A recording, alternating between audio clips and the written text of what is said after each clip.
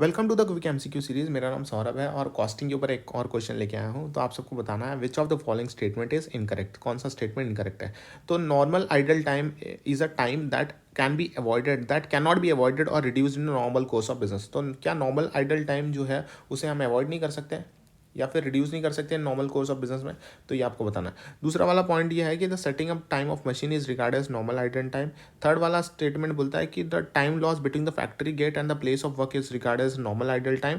And last statement is abnormal idle time cost is included as a part of production cost. So ये आपको बताना है कि चारों में कौन सा वाला इनकरेक्ट है। तो लास्ट वाला स्टेटमेंट जो है वो इनकरेक्ट है कि abnormal idle time cost is included as a part of production cost. This is incorrect statement.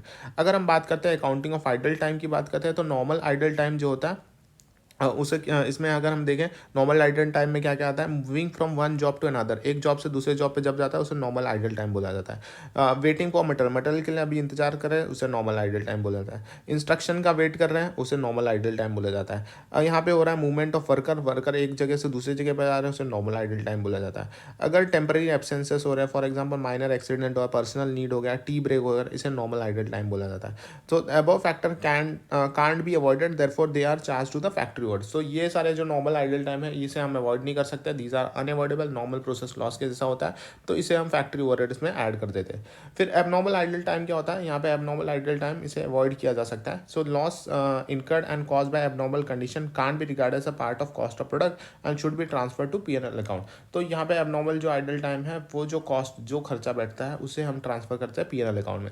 Abnormal idle time में क्या क्या आएगा? एक पावर फेलियर हो सकता है, पावर फेलियर की वजह से एबनॉर्मल आइडल टाइम। मटेरियल ही नहीं आया, lack of material, abnormal idle time. Machine break down हो गया, मशीन काम करते करते ब्रेक डाउन हो गया, that is abnormal idle time. फिर यहाँ पे कंपनी में हो गया स्ट्राइक, लॉकआउट, फायर, ये सारी चीज़ें जो है वो एबनॉर्मल आइडल टाइम का यहाँ पे पार्ट बनता है। सो जो भी लॉस इनकर किया जाता है जो भी कॉज बाय एबनॉर्मल कंडीशन के द्वारा can't be regard as a cost of the product, उसे कॉस्ट ऑफ प्रोडक्ट में ऐड नहीं करेंगे एंड उसे ट्रांसफर किया दिया जाता है प्रॉफिट एंड लॉस अकाउंट में।